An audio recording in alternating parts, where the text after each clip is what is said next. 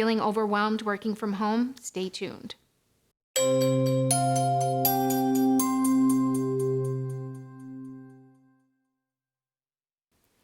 Hey folks, this is Kim. Welcome to livemorenow.net. Depending on when you are seeing this video, you know that we are in the midst of a worldwide pandemic that's been going on for over 9 months and counting. Regretfully, during this economic downturn, we saw a dramatic spike in unemployment that could only be rivaled by the Great Depression. But for those of us who are lucky enough to be employed, many of us have been thrusted into a work-from-home environment. Now, from some of the articles I've read, it seems like the traditional office space might be changed forever, and for many of us, working from home might become a permanent program. Employers have found the opportunity to downsize some of the office space, saving them a lot of money. And moreover, many employers who once feared a decrease in productivity as a result of working from home have learned that this may not have been the concern once believed. So I've decided to create this work from home series where I can discuss what I see as 3 key factors for successfully working from home. And that would include creating a workspace that's separate from your personal life, staying engaged with your team, and finally, how to stay productive and focused while working from home. So for today's video, I'm going to talk specifically about how to create that separate workspace from your personal space. So number 1, perhaps rather obvious, create a separate workspace. Now, for many of us, I know that that's probably much easier said than done, especially if you're living in really tight quarters. But I would implore you to dedicate some workspace that's for work alone. I know I personally don't have a home office. In fact, I didn't even have a desk. So my husband and I, we were forced to get pretty creative, found a folding table to double as a desk and a chair to start.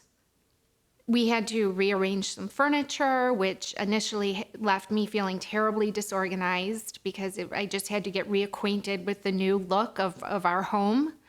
And we scrounged around to find some supplies. I found an old wire shelf rack that was basically filled with junk that we could clean out, and that would double as some shelf space for my work, and some old plastic containers to hold my office supplies.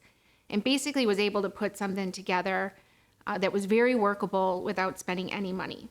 Now, for some of you who might have a little bit of money to spend, you could check out Craigslist, which often either has stuff that's very inexpensive. In some cases, people are just giving stuff away if you're willing to pick it up. And of course, some shopping on eBay too is another resource. Number 2. Set ground rules with your family and roommates. For those of you who are trying to keep your children engaged in e-learning while working from home, my hat off to you, because I don't have children and I cannot empathize with this challenge and all of the challenges that would be associated with this environment. But nonetheless, all the more reason to set some ground rules. In a dream world, like I mentioned earlier, we'd all have a dedicated room with a door on it so we could have some quiet space to work. Most of us don't. So what I've found, at least for my husband and I, is we just over-communicate, starting with what our schedules might look like for that day. If I know I have a conference call at 10 a.m., let's say, I just try to prepare my husband so that he knows that I can't be interrupted during that time frame. Now, another thing you can do is create signals for your family, again, especially for little ones.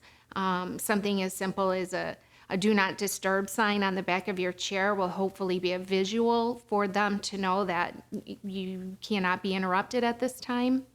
Especially if, let's say, there's a day where you know you're going to have your nose in an Excel spreadsheet all day and you really need to stay focused. Put up a sign, put on your headphones, and hopefully this will be the cue that everybody needs to leave you alone.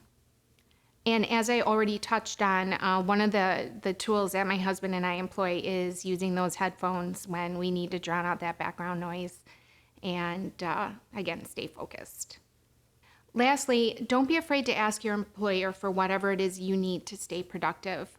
Many employers, if not most, are more than willing to give you at least some basic equipment that you need to stay productive. I know my employer, for example, they shipped me a printer and I borrowed a second monitor from the office. Some employers are even willing to purchase a proper desk chair for you and even some office furniture. I would advise you to be selective in whatever your requests may be and make sure that they are in fact a need, keeping in mind that a lot of companies are struggling financially during this economic downturn. So like I mentioned, asking for a second monitor is a very reasonable request in my opinion. Requesting compensation for the increased electricity that you might be using while you're working from home, not so much. And incidentally, that was in fact a request that I actually received from one of my employees. So that's my basic 3 tips that I think will help somebody the most, but I'd love to hear from you if you have any other suggestions. Like I said, I'm learning too as we move through this process. And the next video will be talking about how to stay engaged with the team. So please be sure to click subscribe to receive those updates. Thank you so much for visiting livemorenow.net.